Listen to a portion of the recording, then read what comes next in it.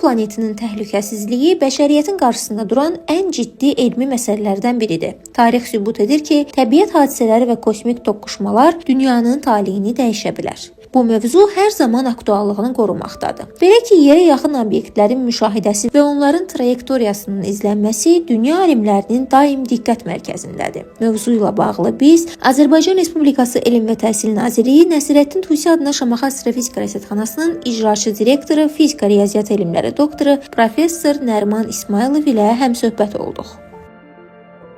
Ümumiyyətlə, yerin təhlükəsizliyi problemi bilirik ki, dünyanın ən əsas problemlərindən biridir.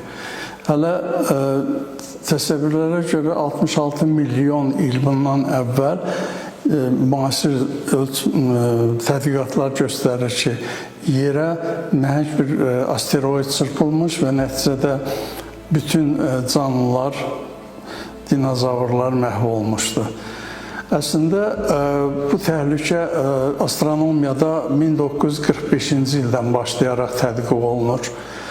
Yəni, bizə doğru hərəkət edən, ümumiyyətlə, Günəş sistemində hərəkət edən və Günəşə yaxınlaşan asteroidlər hamısı müşahidə olunur, onların hərəkəti izlənilir və çox uzaqda olanda bilmək olmur onların dəqiq trayektoriyasını haradan keçəcək və güman olunur ki, bunlar hansı ehtimalla yerin yaxınlığından gedəcək və yaxud yerə vurulacaq, çırpılacaq.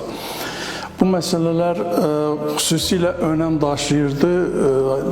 Nə vaxt ki, astronomlar əyani şəkildə gördülər Şumaxer kometi Yupiterin səthinə çırpıldı.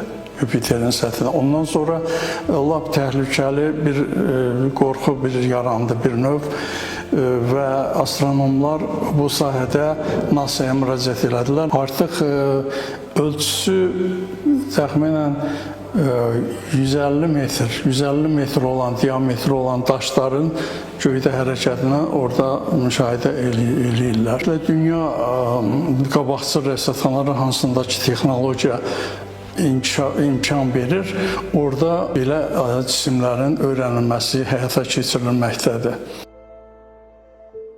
Professorun da qeyd etdiyi kimi, asteroidlərin müşahidəsi və onların trayektoriyasının izlənməsi müasir elmin əsas istiqamətlərindən biridir. Bəs bu təhlükələrin qarşısının alınmasında Günəş sistemindəki digər planetlərin rolu nə dərəcədə əhəmiyyətlidir? Bir şey də demək lazımdır ki, bizim Günəş sistemində Yupiterin olmağı hesabına bilirsiniz ki, ən massiv bir planetdir Yupiter və burada gələn asteroidlərin, o təhlükəli kometlərin əksəriyyəti Yupiter tərəfindən sanki müəyyən qədər istiqamətini dəyişdirir və nəticədə yerdə olan təhlükə o qədər də yüksək olmur. Müxtəlif illərdə belə təhlükəli kometlərin gəlməsi gözlənilib və hərəsi müəyyən ehtimalla yerdən toqquşma anına qədər sanki ola biləcəyini güman edən alimlər mövcud olubdur. Lakin dövrümüzdə şükürlər olsun ki, belə bir təhlükə ilə rast gəlməmişik. Həmişə müəyyən məsafədən dediyim kimi Yupiterin bir tərəfdən bir növ qurşaq kimi bizi mühafizə etməsi olmuşdur. Amma bununla belə hələ təhlükə tam sovuşmayıb və hal-hazırda bu sahədə tədqiqatlar böyük sürətlə davam etdirilir. Son dövrlərdə sosial mediada və mətbuatda yerə yaxın gələcəyi deyilən yeni asteroidlər barədə müxtəlif məlumatlar paylaşılır. Bəzən bu xəbərlər elmi faktlara əsaslansa da, bəzən də cəmiyyətdə qorxu və çaşqınlıq yaradır.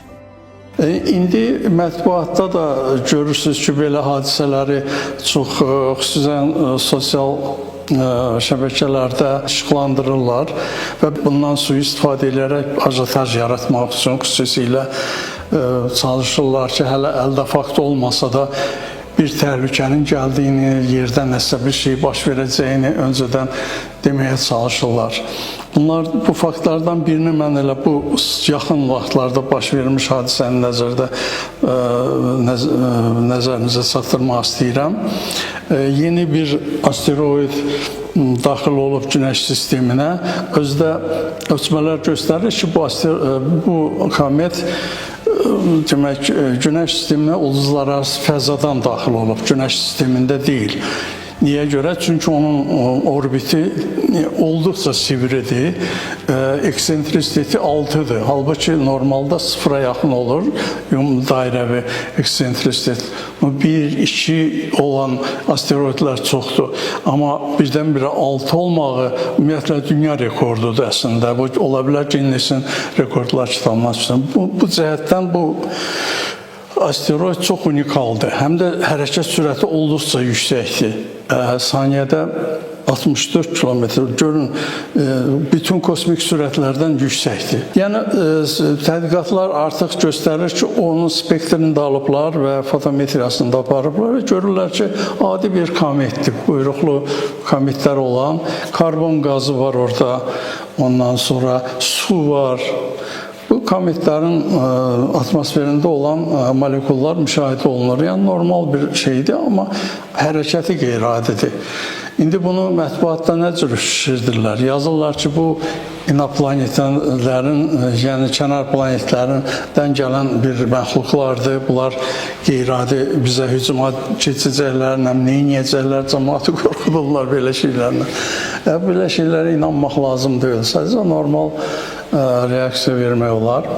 Amma ciddi mətbuatı oxusanız elə şeyə rast gəlməyəcəksiniz. Professor Nəriman İsmailov bildirir ki, bu kometlə bağlı müşahidələr nəticəsində onun trayektoriyası artıq dəqiqləşdirilib və vəziyyət göründüyü qədər təhlükəli deyil.